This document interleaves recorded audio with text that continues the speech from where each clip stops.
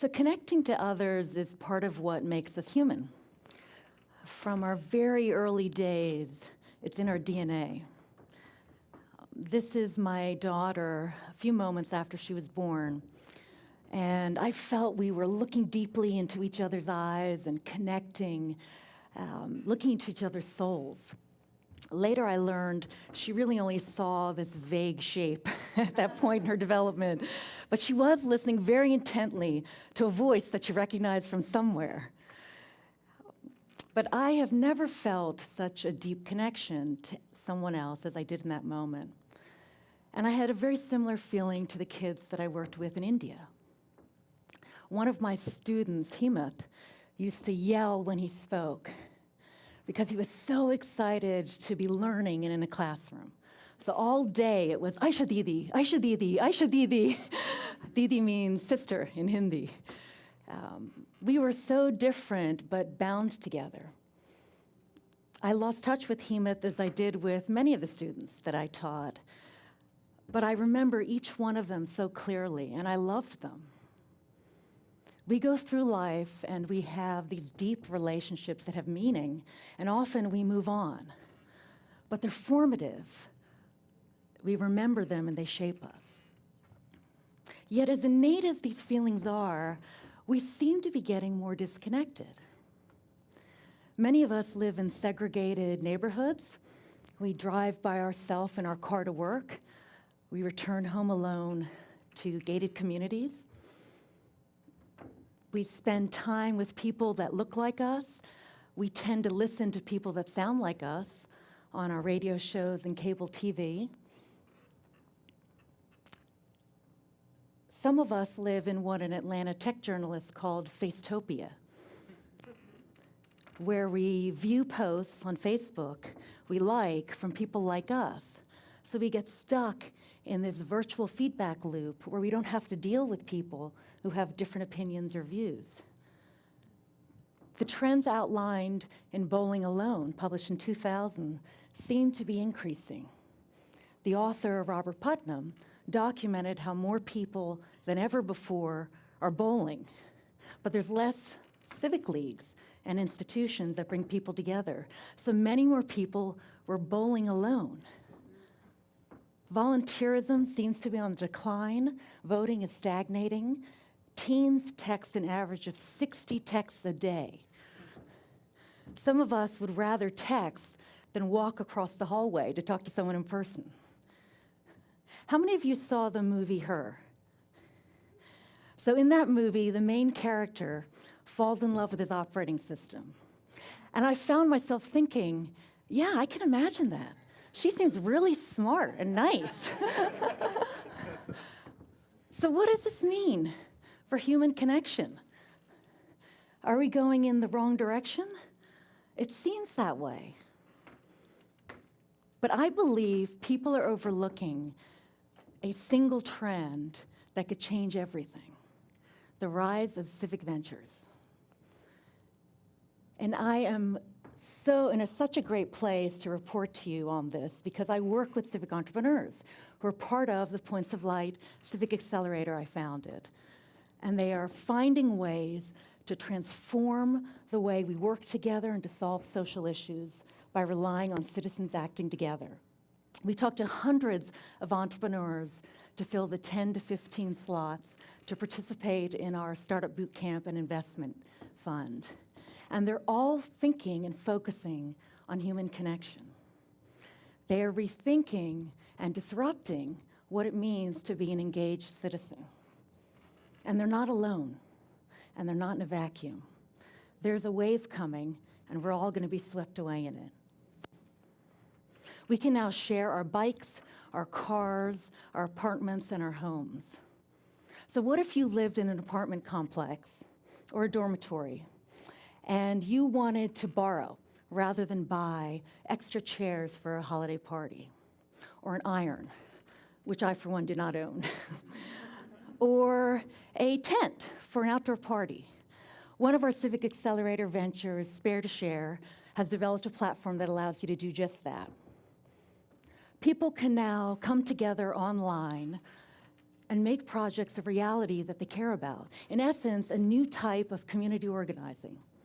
So if you live in a neighborhood and you want to repair or build a park or sidewalks, another Civic Accelerator venture, Neighborly, allows you to enroll your neighbors, local companies, and governments to fund underfunded or new civic projects. Or if you're a youth soccer team and you can't afford uniforms, or a school club that needs supplies, another alum piggybacker helps young people and the adults that care about them use their crowdfunding platform. It's instructional and safe for this new breed of community organizers. If we want to make a contribution, we can go online and do it with a click. Another alum, TinyGive, allows you to donate through Twitter.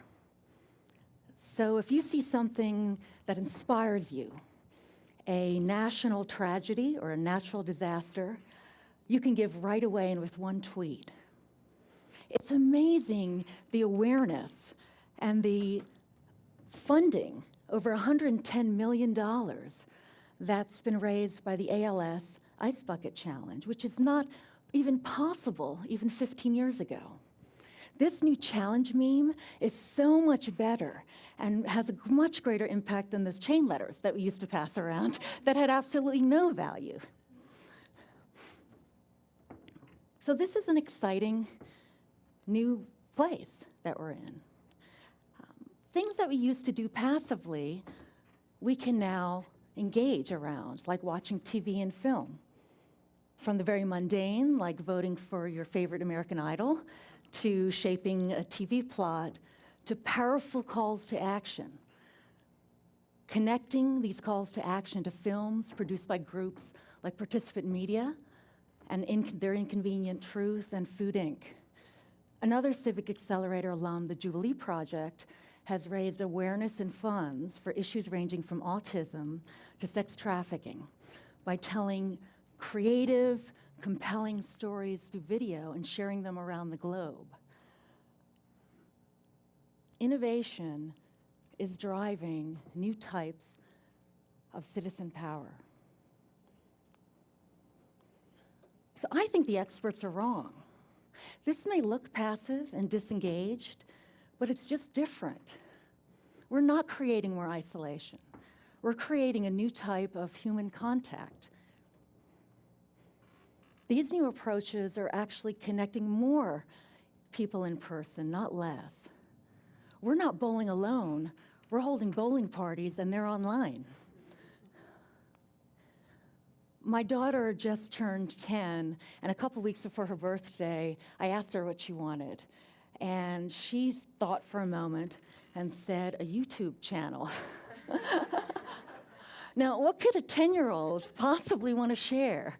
I mean, when I was 10 years old, I had a journal that I kept, and it was mostly a saga about my parakeets and their sad, untimely accidents they were having, flying into windows and our toilets. It was not pretty. It's not something I'm proud of. It certainly is not deep content.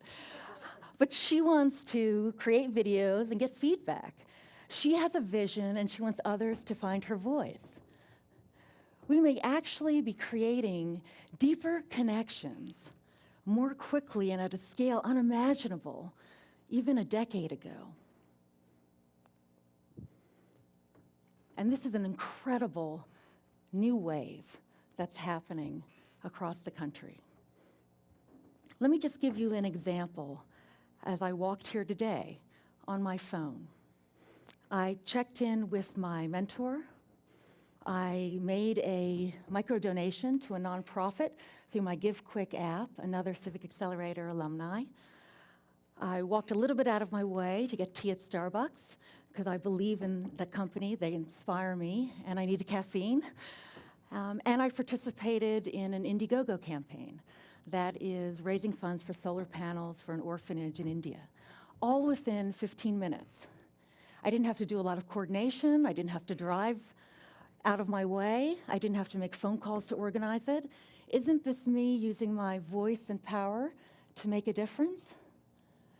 I think Alana was actually onto something with her YouTube channel. as a way to find and share her voice. And I think these new ways of connecting are what's going to change and shape the world. So just as she, as a little girl, held tight to my hand, these civic entrepreneurs are connecting fingers across the globe. They are transforming and discovering new ways to connect us and to make a collective impact. And they are unlocking or activating our power as citizens. So this is a very exciting moment and time for us. So if you want to support civic entrepreneurs, you can go to civic-x.org. And think about other things like this in your life. Igniting the Twitter sphere while watching the President's State of the Union address. Playing fantasy football, a whole new way of playing sports while engaging with others. Or joining the Harry Potter Alliance. People who love these films, care about the issues that they address, share those values, and are coming together to work on those issues that they care about. Think about your screen life and lean into it and engaging others. So let's ignite these new connections. Let's unleash this new era of citizen power, and let's change the world together. Thank you.